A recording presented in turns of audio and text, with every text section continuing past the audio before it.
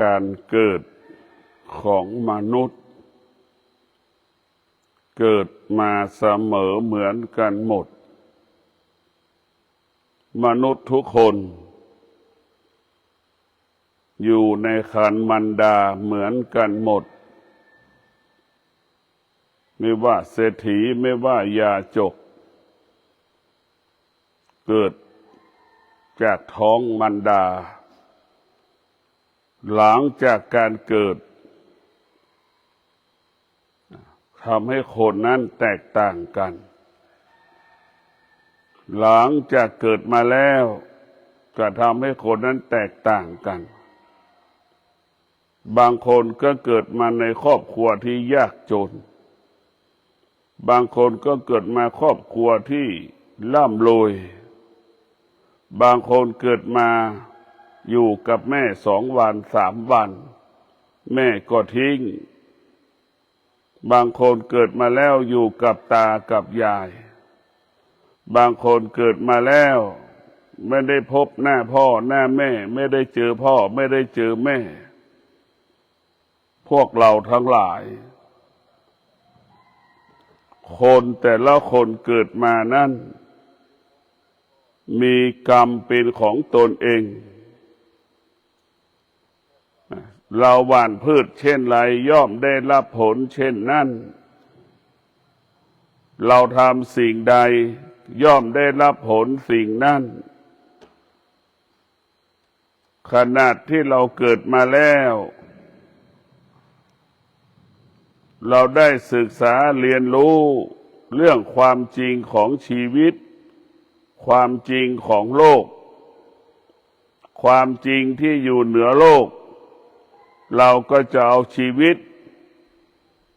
ไปผูกกับสิ่งที่อยู่กับโลกหรือความจริงของโลกหรือความจริงที่อยู่เหนือโลกเราก็จะได้รู้บางคนเกิดมาแล้วไม่ได้ศึกษาเรียนรู้ดีก็ไม่สนใจไม่ดีก็ไม่สนใจบางคนก็สนใจเรื่องความดีและความไม่ดีในพวกเราทั้งหลายคนที่เกิดมาแล้วสนใจเรื่องความดีความไม่ดีพื้นฐานการตายเกิดตายเกิดก็ได้ศึกษาเรียนรู้เรื่องธรรมะศึกษาเรียนรู้เรื่องพระธรรมธรรมเท่านั้นจะทำให้เราอยู่เย็นเป็นสุขคนไหนที่เกิดมาแล้วไม่ได้ศึกษาเรียนรู้เรื่องธรรมคนนั้นก็อยู่แล้วลำบากกายลำบากใจไม่มีหลักยึดให้กับจิตคนที่เกิดมาแล้วได้ศึกษาเรียนรู้เรื่องพระธรรมก็นำพระธรรมมาเป็นหลักกำกับกำหนดควบคุมการเกิดของเราการดำเนินชีวิตของเราการมีชีวิตอยู่ของเราต้องประกอบไปด้วยธรรมก็หมายถึงศีลสมาธิปัญญาชีวิตเราจึงจะอยู่กับความเป็นจริงได้ทุกข์เราก็อยู่กับมันได้สุขเราก็อยู่กับมันได้หนาวเย็นเราก็อยู่กับมันได้ร้อนเราก็อยู่กับมันได้ฝนตกไม่ตกเราก็อยู่กับมันได้บุคคลที่ยึดพระธรรมจะอยู่กับความเป็นจริงตลอดเวลาอะไรที่เกิดมันก็เป็นความจริงที่เรากระทำไว้ทั้งสิ้นเรากระทำไว้ทั้งสิ้นคนที่มีธรรมก็จะมีสติแล้วว่ามีสติใช้สติอยู่กับกาย อยู่กับกายให้รู้มีสติให้รู้เรื่องจิตให้รู้เรื่องจิตว่ากายกับจิตต้องอาศัยกันกายกับจิตต้องอาศัยกันกายก็เหมือนน้องจิตก็เหมือนพี่แต่จิตจะต้องดูแลกายกายของเราเหมือนบ้านเปรียบเสมือนบ้านจิตก็เหมือนคนอยู่ในบ้านมีความสำคัญต่อกันเช่นนั้นบุคคลที่มีธรรมะบุคคลที่ยึดถือธรรมะจะเป็นบุคคลที่มีสติมีความอดทนมีสติและมีความอดทนจึงมีบ้านอยู่จึงมีที่อยู่จึงอยู่กับบ้านที่เราอยู่อาศัยพวกเราทั้งหลายคนที่มีธรรมะเปรียบเสมือนคนที่มีบ้านอยู่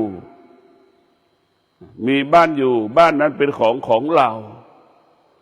เรียกว่าคนที่มีธรรมะมีชีวิตที่ไม่ต้องกังวลใจเพราะเรามีบ้านอยู่ไม่มีเข้าเราไม่มีเงินไม่เป็นไรแต่เรามีบ้านอยู่กับคนที่ไม่มีธรรมะก็เป็นไปตามกระแสอารมณ์เป็นไปตามกระแสความคิดจิตก็ไหลไปสู่ที่ต่ำจิตก็วกไปวนมาพวกเราทั้งหลายวกไปวนมาในจิตของเราที่ไม่มีธรรมะจิตที่ไม่มีธรรมะก็เปรียบเสมือนคนที่ไม่มีบ้านอยู่เล่ร่อนไปอย่างนั้นแหละชอบใจเพื่อน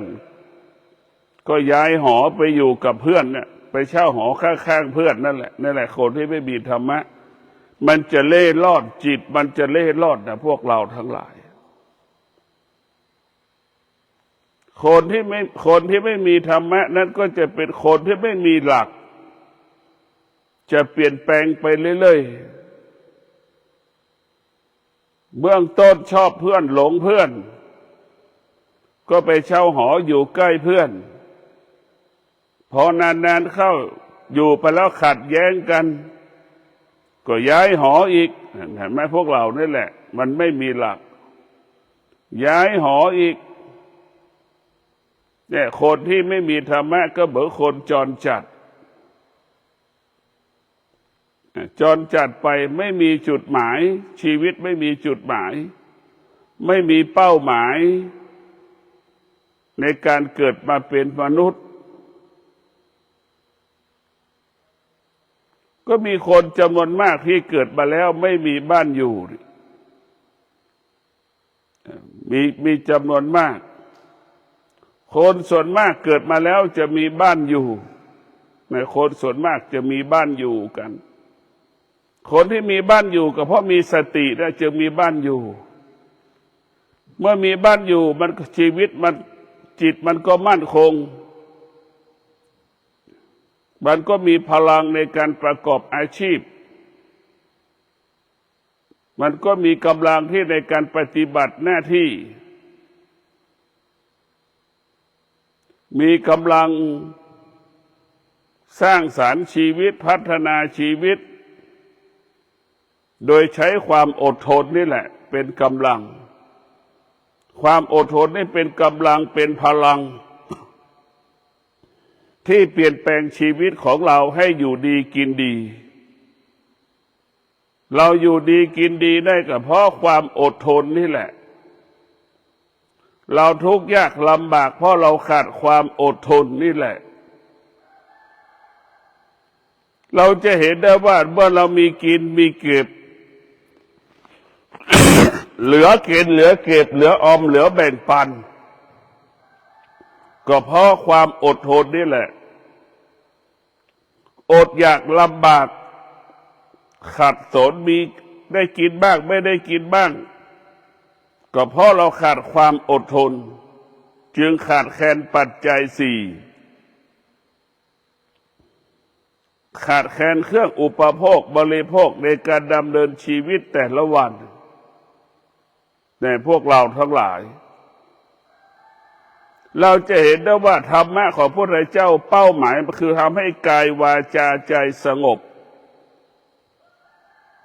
กายวาจาใจสงบ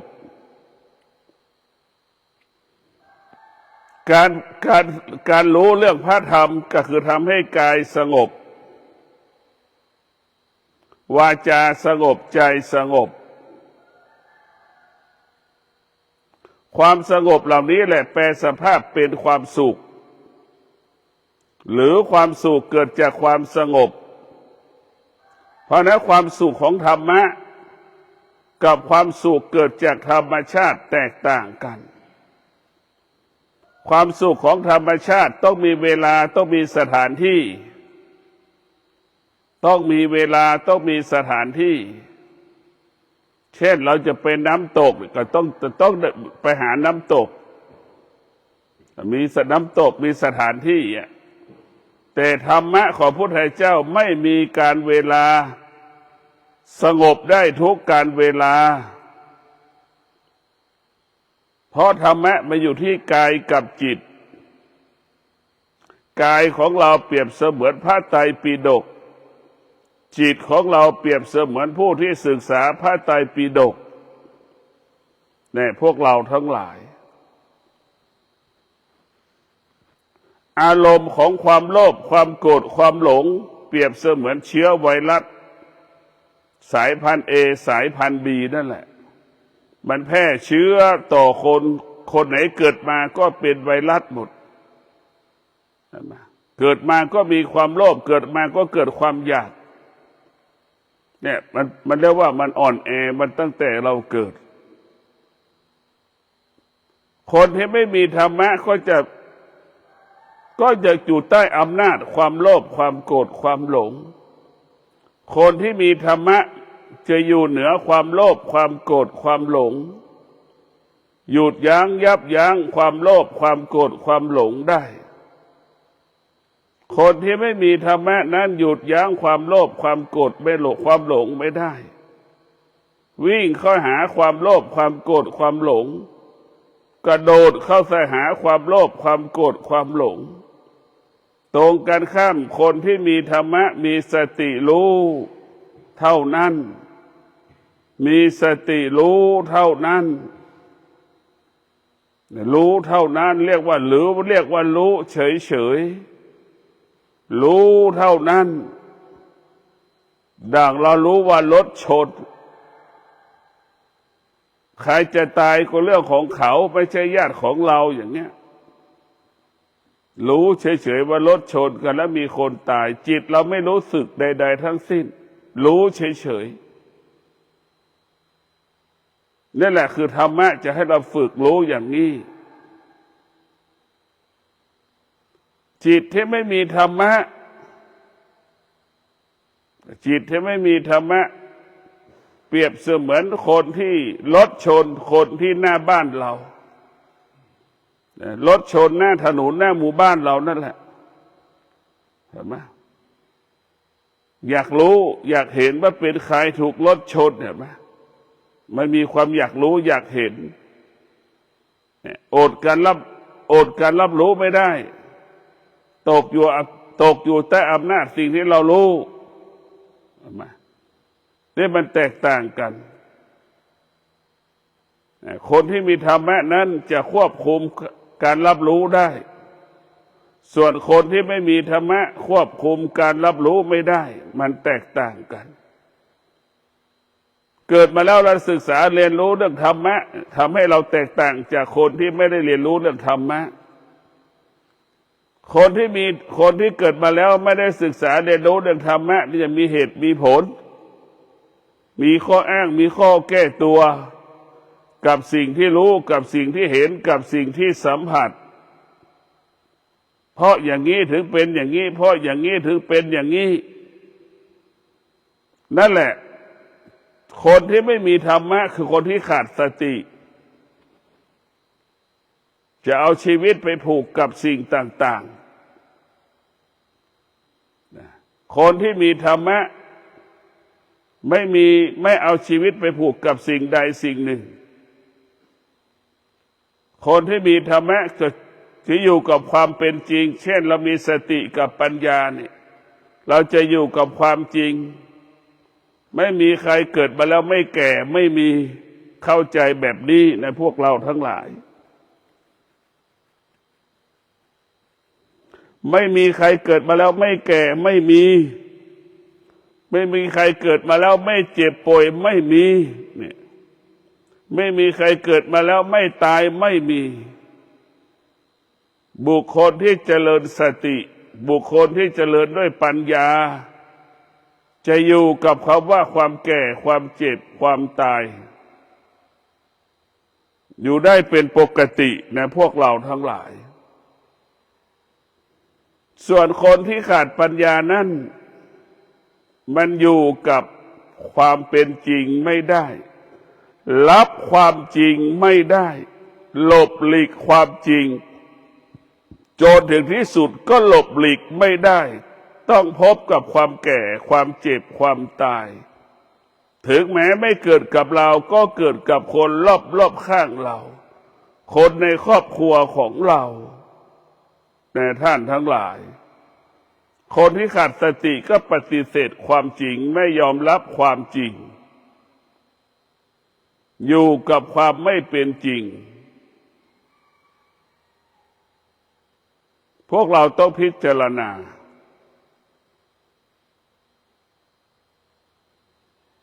ว่าการเกิดมาของมนุษย์บางคนก็เกิดมาในครอบครัวที่ยากจนบางคนก็เกิดมาครอบครัวที่มีเงินร่ำรวยเนี่ยมันแตกต่างกันอย่างไรภาษาธรรมะพระโบราณถึงบอกว่าธรรมย่อมคุ้มครองธรรมผู้ปฏิบัติธรรมย่อมไม่ตกไปในที่ชั่วมันก็บ่งบอกว่าคนที่เกิดมาแล้วอยู่ได้พ่อแม่ที่ดีอยู่กับพ่อแม่ที่ดีนี่แสดงว่าเราได้ปฏิบัติธรรมประพฤติธรรมมาจึงได้อยู่กับเกิดมาแล้วได้อยู่กับพ่อแม่ที่มีทรัพย์มีสมบัติ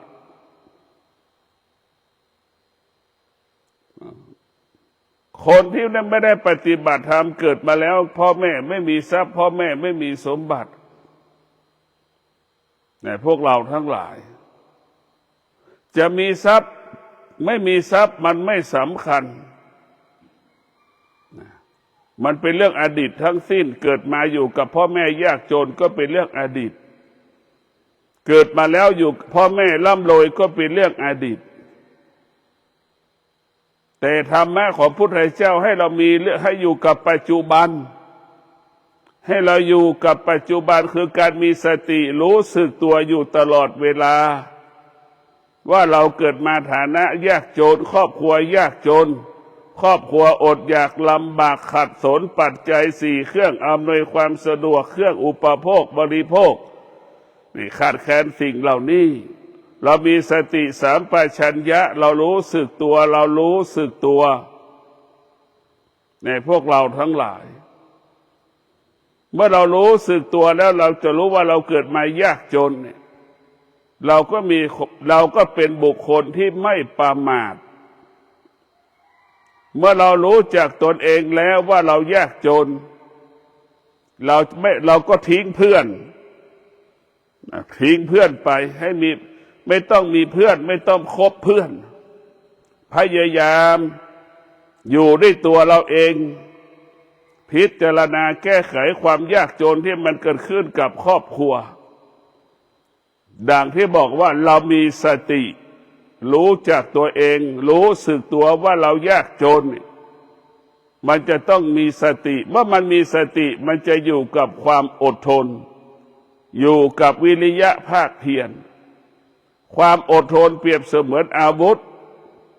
วิริยะภาคเพียรก็เปรียบเสมือนอาวุธ ที่จะแก้ปัญหาความยากจนออกไปจากชีวิตเราได้ดังคำว่าเรามีสติเรามีความอดทนเรามีวิริยะภาคเพียร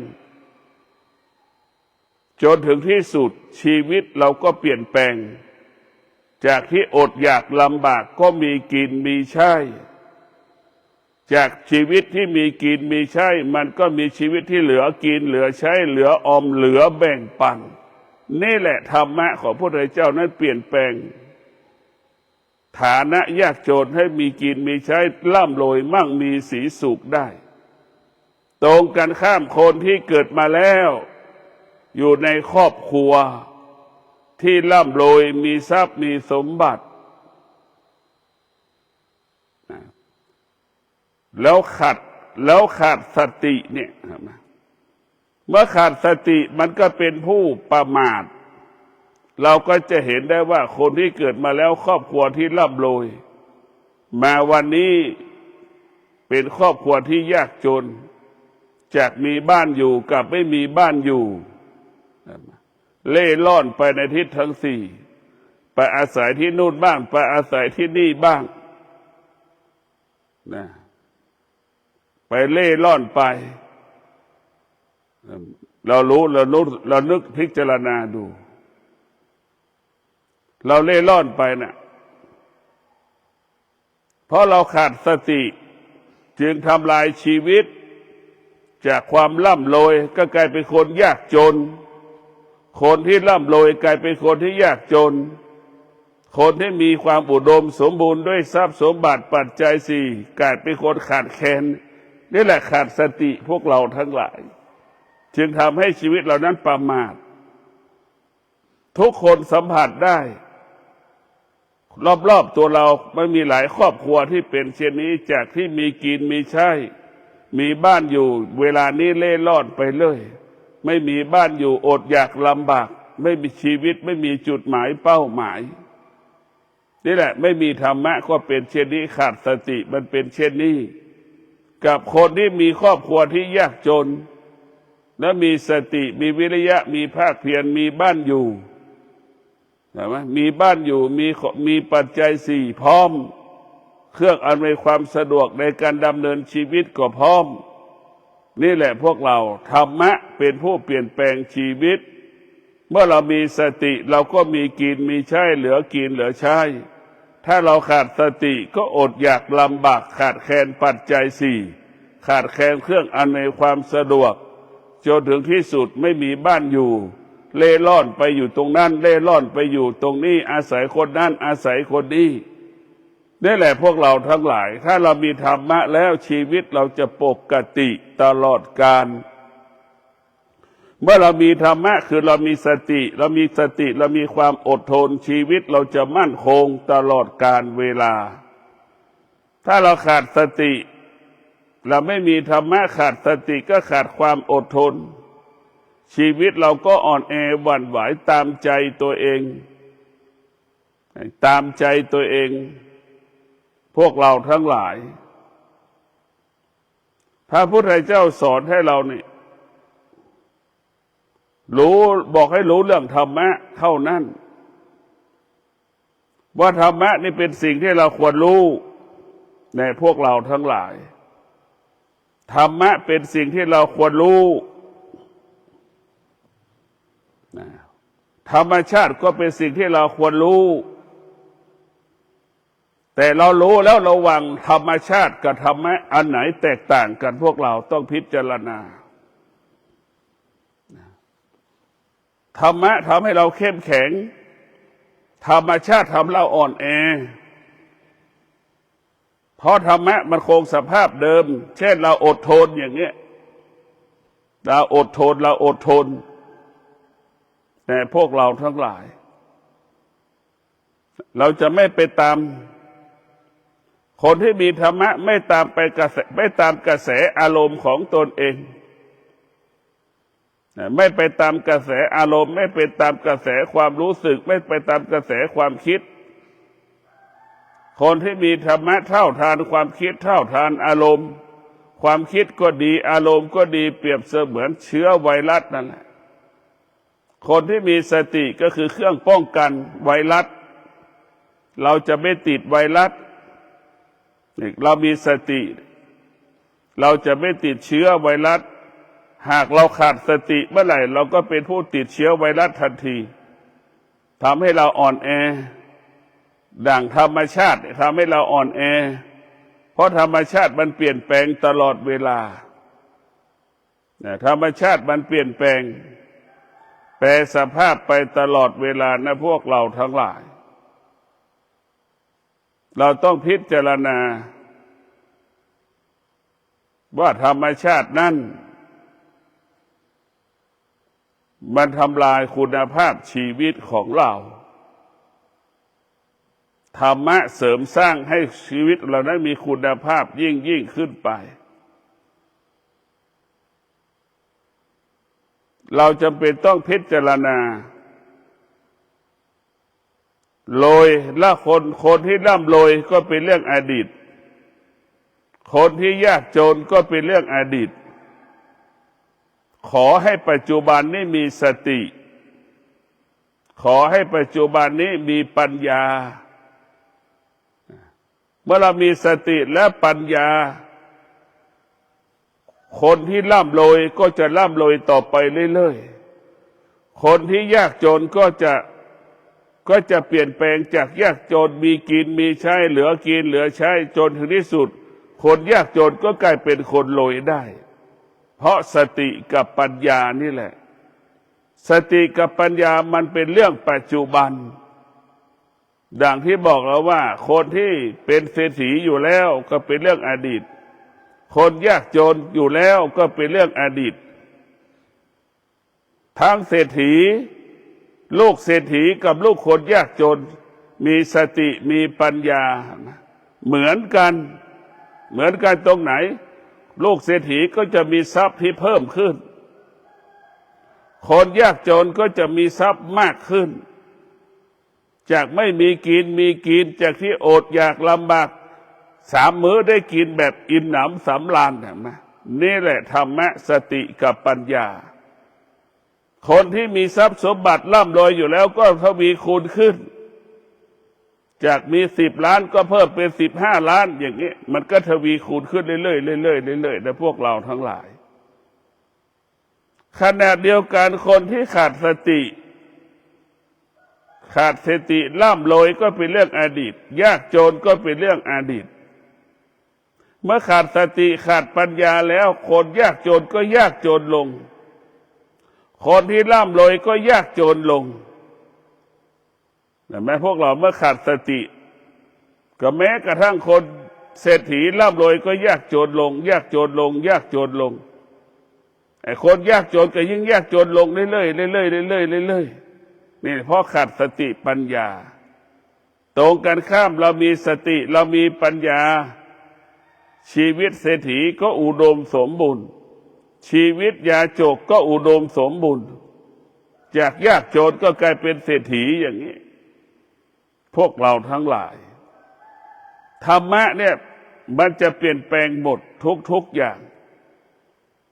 เรียกว่าธรรมะนั้นมีพลังและมันมีอานุภาพมันมีพลังมีอานุภาพ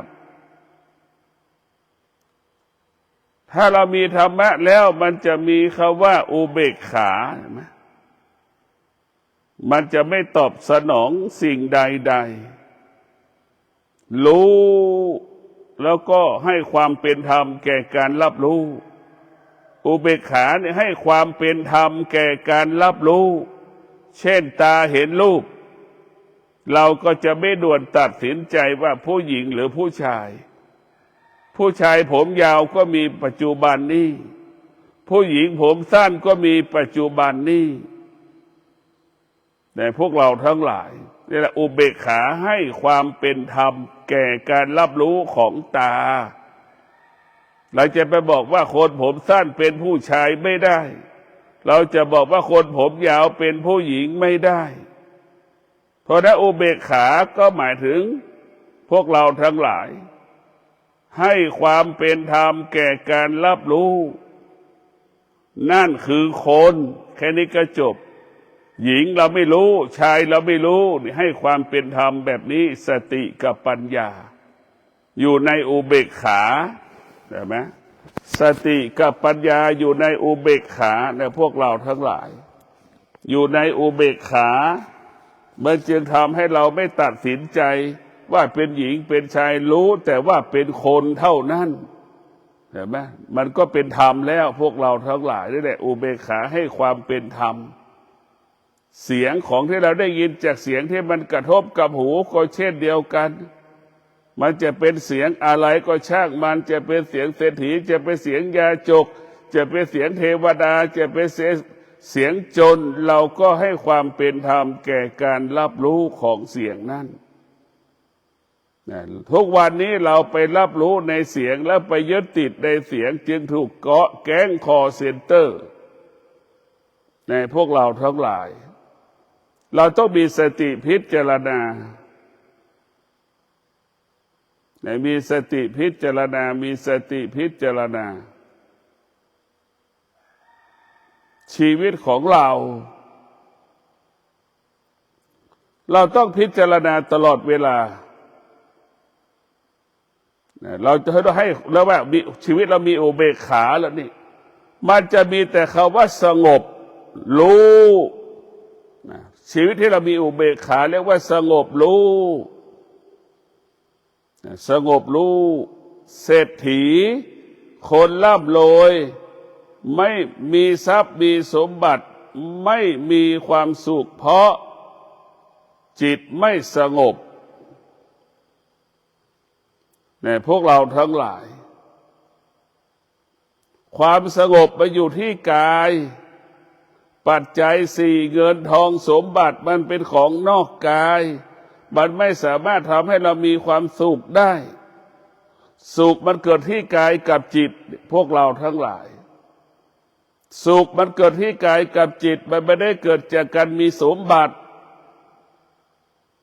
เงินมันมีกลิ่นหอมไหมมันก็ไม่มีกลิ่นหอมเลยนี่มีแต่กลิ่นเหม็นน่ะแต่เราเอาเงินมาเป็นเอาสมบัติมาเป็นความสุขได้อย่างไรเงินของเราเนี่ย มันเหม็นจะตายแต่เราคิดแล้วเอาเงินการที่มีสมบัติแล้วมีความสุขเงินเรา100 คน1,000 คนจับผ่านมาหมดมันเหม็นมันมีกลิ่นมันเหม็นซ้ำไปสัมผัสกับเงินมันเหม็นมาหมดนะพวกเราทั้งหลายเรามีแล้วเราขาดสติปัญญาก็เท่ากับเราไม่มีเพราะเราขาดสติปัญญาเมื่อเราขาดสติปัญญามันจึงเป็นทุกข์ตลอดเวลาคนที่มีสติคนที่มีปัญญาไม่มีทรัพย์เขาก็มีความสุขเพราะความสงบมันเกิดขึ้นความสงบจึงเป็นต้นกำเนิดของความสุขของกายของจิตเรานึกดูสตางค์เนี่ยเป็นของเน่าของเหม็นนะมันไม่ใช่ของหอมมันไม่สตางค์นะมันไม่ใช่กลิ่นบาเป๊กนะพวกเราสตางค์คือของเน่าของเหม็นมันมีกลิ่นจริงๆมันเหม็นจริงๆสตางค์ที่เราใช้เด็กดูนี่มีแต่เชื้อโรคนะมีแต่เชื้อโรคทั้งสิ้น100 คน1,000 คนไปจับสตางค์ใบเดียวกันหมดแต่พวกเราทั้งหลายชีวิตเราก็เหมือนกันแหละชีวิตเราขาดสติก็เหมือนสตางค์นั่นแหละอยู่กับสิ่งที่มันเปลี่ยนแปลงมาตลอดชีวิตพวกเราทั้งหลายเรามีสติมีปัญญาอยู่ในอุเบกขาจึงชื่อว่าสงบรู้สงบรู้เมื่อมีสติมีปัญญาอยู่ในอุเบกขาก็มีความอดทนซ่อนในอุเบกขาอีกมีสติรู้เท่านั้นมีสติรู้ให้ความเป็นธรรมที่ตาบรรลุจมูกมันรับรู้หูมันรับรู้ตามันรับรู้แต่พวกเราทั้งหลายนั่นแหละเมื่อเรามีอุเบกขาเมื่อไหร่ใจเราสบายใจกายสบายใจ กายเราก็สบายกายทุกวันนี้เราไม่มีอุเบกขามันจึงทำให้เราวุ่นวายตลอดเวลาอุเบกขาก็คือด้วยตัวปัญญาพวกเราทั้งหลายถ้าเราไม่มีปัญญาเราจะไม่มีอุเบกขาถ้าเราไม่มีสติมันจะไม่มีอุเบกขาเมื่อเรามีอุเบกขาแล้วมันจะให้ความเป็นธรรมรู้เฉยๆตาเห็นรูปเฉยๆได้ยินหูได้ยินเสียงเฉยๆตารับรู้เฉยๆจมูกรับรู้กลิ่นเฉยๆลิ้นรับรู้รสชาติอาหารเฉยๆกายสัมผัสของแข็งทิ่มของอ่อนทิ่มเราก็รู้เฉยๆแน่พวกเราทั้งหลายเรียกว่ารับรู้เฉยๆมันไม่มีอะไรมันไม่มีอะไรในพวกเราชีวิตของเรามันไม่มีอะไรมันมีแต่อารมณ์มีแต่ความคิดมีแต่สิ่งที่ปรุงแต่งเต็มไปหมดเมื่อเรามีอุเบกขามีสติมีปัญญาแล้วเราปราศจากการปรุงแต่งอยู่กับความเป็นจริง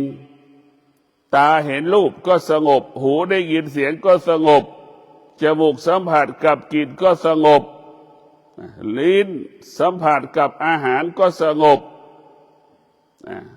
กายสัมผัสของแข็งของร้อนทิ่มก็สงบจิตรู้สึกก็สงบคำว่าสงบที่นี้ก็คือสงบรู้ไม่ตามรู้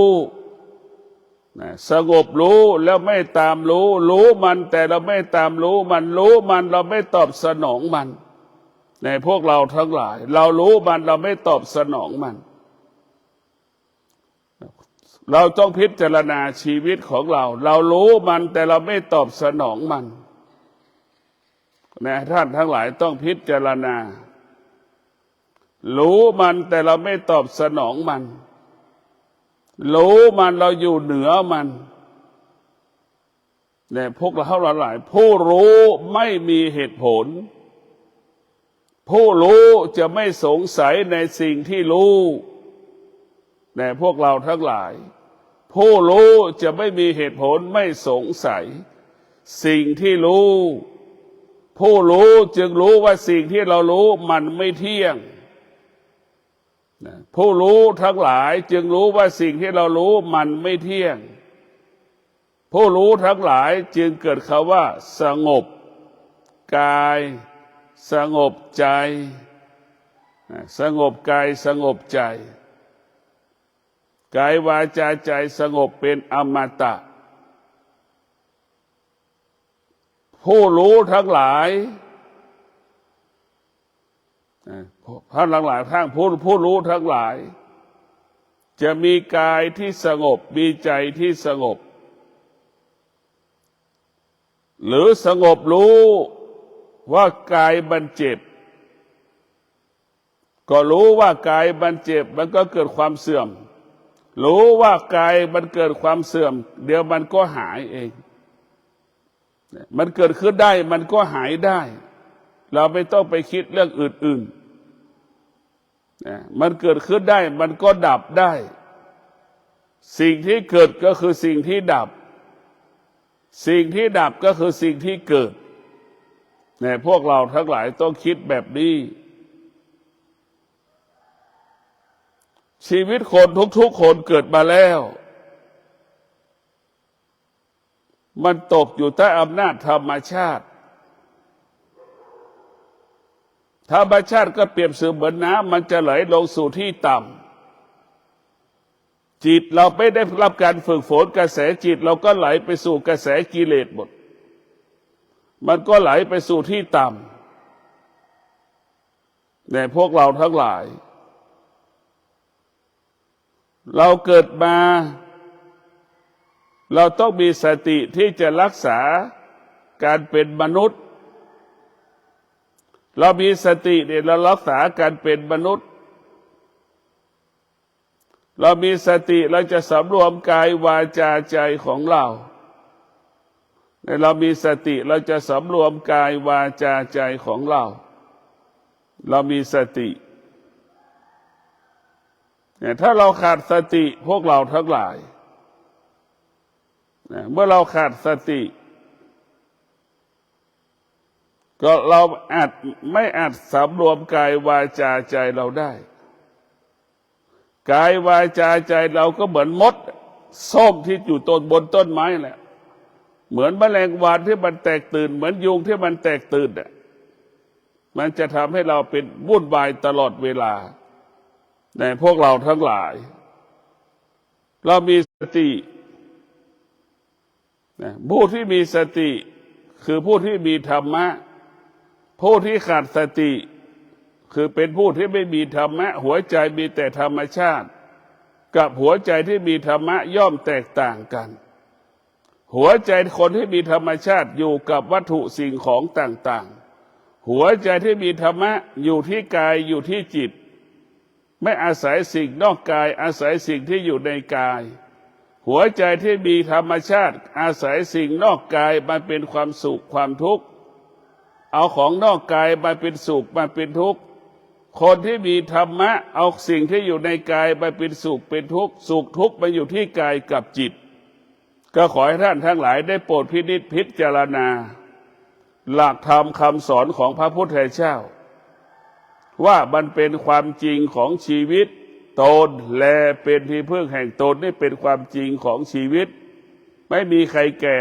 ไม่มีใครแก่แทนเราได้ไม่มีใครเจ็บแทนเราได้ไม่มีใครตายแทนเราได้แน่พวกเราทั้งหลายให้เราเข้าใจเช่นนี้เราจะป่วยเราก็ตายไม่ป่วยก็ตายจะเป็นโรคก็ตายไม่เป็นโรคก็ตายจะไปหาหมอก็ตายไม่ไปหาหมอก็ตายถ้าเราเข้าใจเช่นนี้เราไม่ต้องกังวลใจเราไม่ต้องเสียใจว่ามีเงินหรือไม่มีเงินให้เข้าใจว่าความตายเนี่ยเป็นสิ่งเสมอเหมือนกันหมดความตายเป็นสิ่งเสมอถ้าความตายไม่เสมอแสดงว่าเราขาดสติและปัญญา